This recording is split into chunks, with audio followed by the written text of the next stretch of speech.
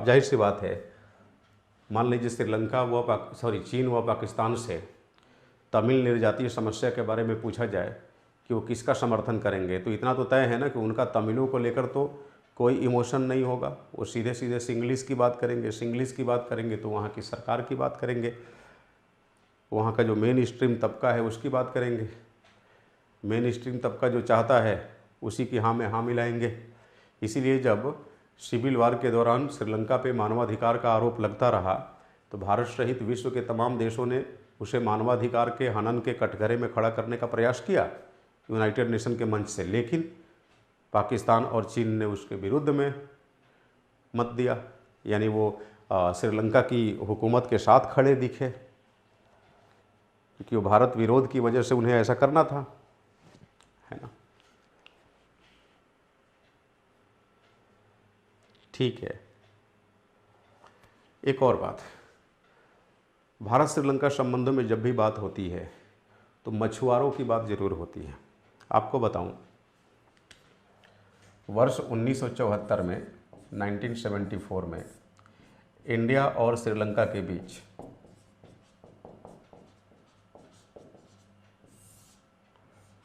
समुद्री समझौता हुआ था, है ना, सी एग्रीमेंट हुआ था, ओसनिक एग्रीमेंट हुआ था।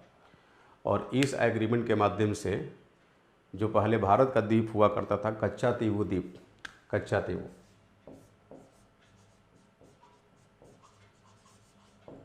कच्चातीवू आइलैंड,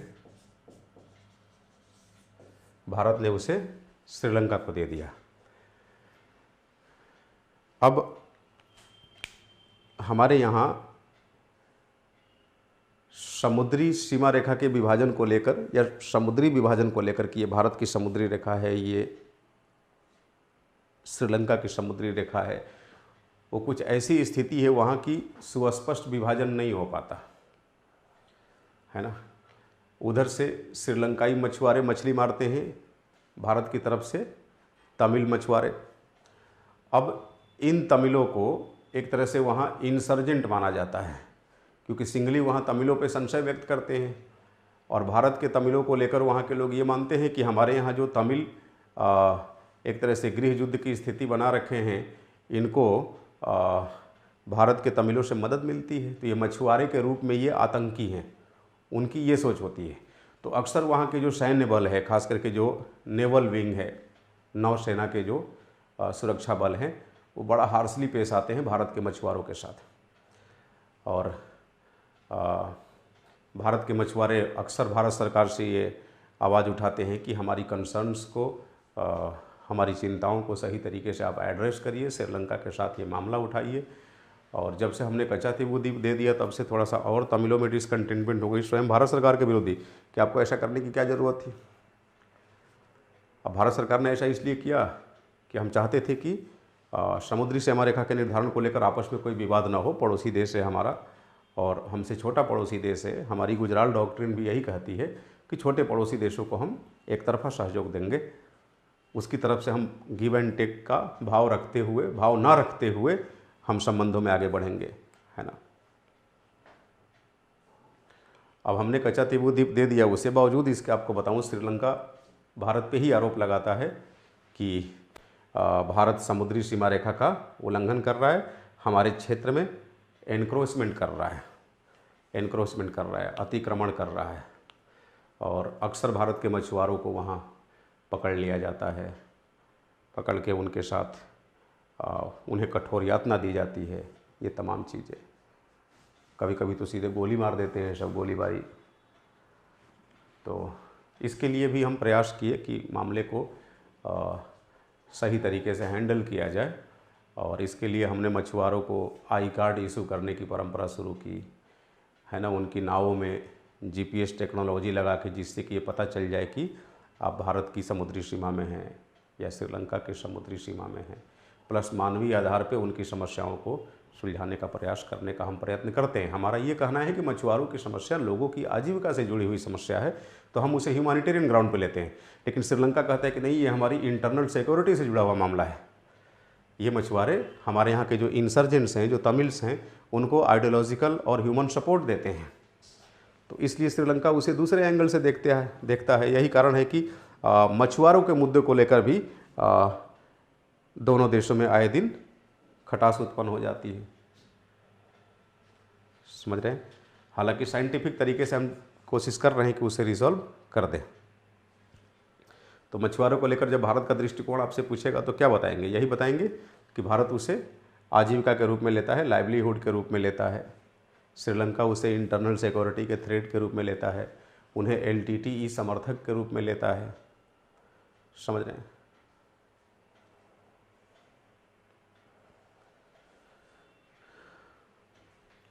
अगर हम 2000 ऑनवर्ड्स बात करें, 2000 के बाद, वर्ष 2000 के बाद, तो ये देखेंगे कि LTTE के दौर से जैसे ही हम बाहर निकले, भारत और श्रीलंका के संबंध निरंतर अच्छे होते गए। और इसमें मूल बात ये रही कि श्रीलंका भी मान बैठा कि अब तो हमने LTTE का सफाया कर ही दिया, क्योंकि श्रीलंका ऑफिशियली डिक्लेयर किया था कि अब हमारे यहाँ सिविल वार समाप्त होता है। LTTE चीफ को जब मार गिराया गया, उस संगठन को तोड़ दिया गया, और तमिलों की तरफ से भी ये एक तरह से कह सकते हैं फॉर्मली एक्सेप्ट किया गया कि हाँ, अब हमारे यहाँ ऐसा कोई ऑर्गेनाइजेशन नहीं है, हमारी ऐसी कोई अलग तमिल राष्ट्र की मांग नहीं है ना। हाँ, हमें हमारे नागरिक अधिकार प्रदान करा दिए जाए, हम इसी देश के हैं, हम क्यों विरोध करेंगे। तो इस तरीके से संबंधों में सुधार आया और उस दिशा में हम अच्छा कर रहे हैं, है ना। अब चूँकि वो जो पाक स्ट्रेट है ना, पाक जल डमरू मध्य, वो काफ़ी एक तरह से कह सकते हैं नैरो है, संकरा है ना। और समुद्र में कई दफ़ा ज्वार भाटा की वजह से एक तरह से जो डिवाइडिंग लाइन होती है, बाउंड्री लाइन, उसमें फेरबदल हो जाता है। तो भरसक हम कोशिश ये कर रहे हैं कि ह्यूमैनिटेरियन ग्राउंड पे अपनी इन मछुआरों की समस्याओं को समाधान करें, GPS सिस्टम का इस्तेमाल करें, आधुनिक तकनीक का इस्तेमाल करें, जिससे ये आरोप ये ना लगे कि कोई जानबूझ के उसकी सीमा में घुसा है ना। और एक तरह से जो मशीनीकृत आधुनिक नौकाएं हैं उनका सहारा लिया जाए, और जो खास करके जो बे वाला रीजन है, खाड़ी वाला क्षेत्र है, उसके बारे में अक्सर कहा जाता है कि बहुत ज़्यादा वहाँ मछली मारी जा चुकी है, तो वहाँ पर मछली मारने से प्रतिबंध लगा दो, है ना। दोनों देशों के मछुआरों को पहचान पत्र इशू कर दो, आई कार्ड इशू कर दो, ठीक है। तो इस तरीके से आप मछुआरे की समस्या से कैसे निजात पाएँ, इस पर अपना कमेंट दे सकते हैं। मानवाधिकार की समस्या कैसे हल हो श्रीलंका में, इसके लिए भी जाहिर सी बात है श्रीलंका की सरकार की आलोचना करने की बजाय उसे मोटिवेट करें कि भाई वर्तमान में मानवाधिकार से बड़ा कोई मुद्दा नहीं है, और आप लाख कोशिश कर लें, तमिलों को आप देश से बाहर तो नहीं निकाल सकते। तो बेहतर है अपनी आंतरिक शांति के लिए, आंतरिक स्थिरता के लिए उन्हें उनके वाजिब अधिकार लौटा दिए जाएं।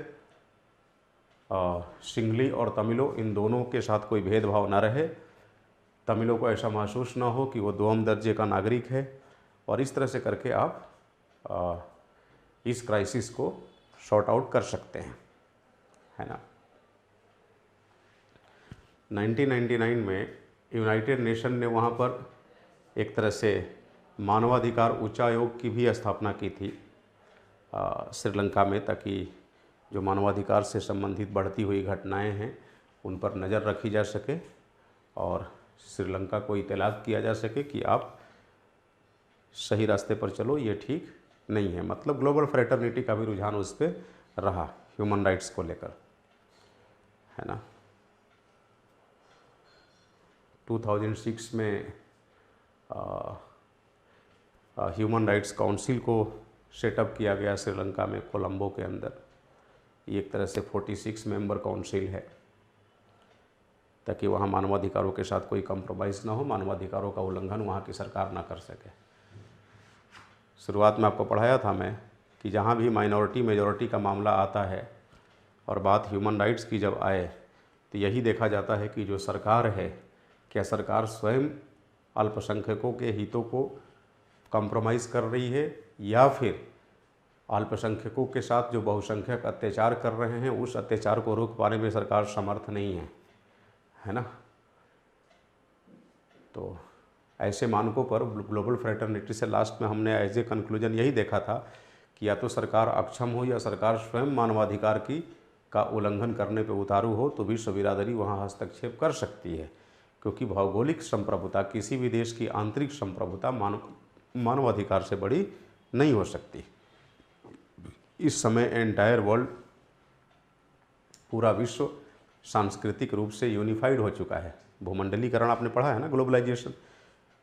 Globalisation is not merely meant by unification of global economies only. Globalization means unification of global cultures too. वैश्विक संस्कृतियों का एकीकरण भी वैश्वीकरण ही है। तो अब आप ये नहीं कहेंगे कि हमारी संस्कृति आपकी संस्कृति एकजुट हो ही नहीं सकती, हो सकती है ना। भारत का क्या अप्रोच है मानवाधिकार को लेकर? भारत दो तरफा नीति अपनाता है। एक तरफ जो ग्लोबल फ्रेटर्निटी के द्वारा मानवाधिकार की जांच के लिए जो जांच कमेटी वगैरह बनाने की बात होती है, भारत वहाँ पर मौन धारण कर लेता है और कहता है कि श्रीलंका सरकार अपने यहाँ से ही, मतलब श्रीलंका के अंदर से ही इस तरह का एक उच्चायोग गठित करे, और चूँकि ये उसका आंतरिक मामला है तो अपने आंतरिक मामले को ये ठीक तरीके से निपटाएं। बाहरी हस्तक्षेप का हम भी समर्थन नहीं करते, इस मामले में हम श्रीलंका के साथ हैं। तो श्रीलंका सरकार तो भारत पे खुश हो जाती है, लेकिन वहाँ के जो तमिल हैं वो भारत पे ना खुश हो जाते हैं, और जब वो तमिल भारत पे ना खुश हो जाते हैं तो निसंदेह भारत के अंदर भी तमिलनाडु राज्य में भारत सरकार के विरुद्ध एक तरह से कह सकते हैं आंदोलन होने लगते हैं। तो ये रहा भारत श्रीलंका संबंधों की एक रूपरेखा, है ना।